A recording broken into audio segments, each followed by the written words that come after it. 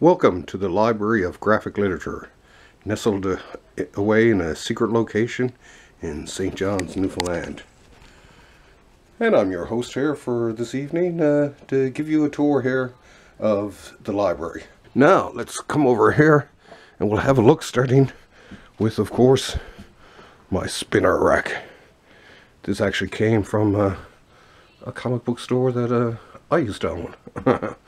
What this book is about is the examination of what makes life tick and what lengths we go through as a species, as a human being, if you will. What we will go through to prove our existence in the universe, reclaim our lost love, and just learn to live life in a very interesting way and not take things so seriously and just pump everything out to the max and just enjoy it, because we only get one go at this. So we might as well have some fun. He's the king because of his shapes, his rhythms, his forms, the individualistic nature of his art. He's the king. So the DC universe at the time seemed to me to be such an alive and like ever-changing place. The Flash would never be Barry Allen again. The Flash would someday be somebody else, and he would be somebody else, and he'd be somebody else. I even believed, because Batman at this time was on his third Robin. The first one grew up and became Nightwing. The second one was murdered by the Joker. And the third, Batman had real hopes that he was finally training his predecessor.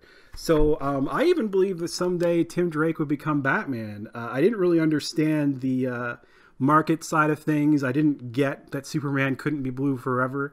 I certainly didn't get that one day market forces would bring Hal Jordan back to replace the very cool Kyle Rayner. And you can never really get those feelings back again. I'll never be able to feel the legacy of the DC Universe the way I used to. Oh my god. This giant book, which Gerhard had contributed to along with many, many other artists. So if I just open up, back up and open up. This first page is Gerhard's, and he signed for me right down here, which I'm not going to try and get it close to the camera because that'd just be ridiculous. I do apologize for the lighting in here. Anyway, this book is amazing. I got it a few years ago. Like, everybody who's anybody, as Alex Zerrett, is in this huge Locust Moon anthology dedicated to Little Nemo. I found this for actually $15, as you guys can see on there, and this is a really, really big book, as you guys can clearly see.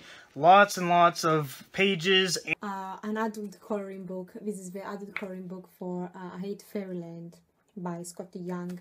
I love this graphic novel series, just 2 volumes out.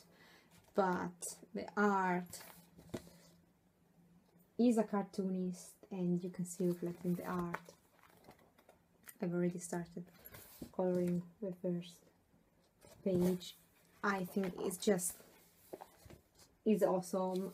When I saw it, this is mine. What are some books that you're like, these will always remain in my possession no matter what? Like these are like my top books that I will never, they will be buried with me. That's so tough. The more books you have, the harder that choice becomes. Animal Man for sure. Yes. 100%. I love that book to death. I think I've read it like 6 times now, and it just blows me away every time. The rest of it can go. No, yeah. I'm kidding. He was a man out of time, a World War II Captain America style riff guy experimented upon by a time-traveling scientist to gain powers and muscles. You know, am I going the right way? Am I, is my collection the collection that I want? And somewhere in the middle, I kind of got lost. It kind of robs us of the ability to see exactly what it was like when he changed it. When they changed the world of Batman back in the late 60s, early 70s. When you re-ink it and recolor it, you're not really getting the same product. It'd be like if I had a 59 Thunderbird car and put a Lexus grill in the front of it. I don't know the formula. No. I think I draw well. You draw extremely well. And style generally, even though people think of it as a certain thing, is basically what you do badly. So I try to limit what I do badly and try to make the stuff look more like illustration, which sort of looks like photography, only a little bit less. I got my first real 6-string, bought it at the 5 and dime, played until my fingers bled. It was the summer of '69.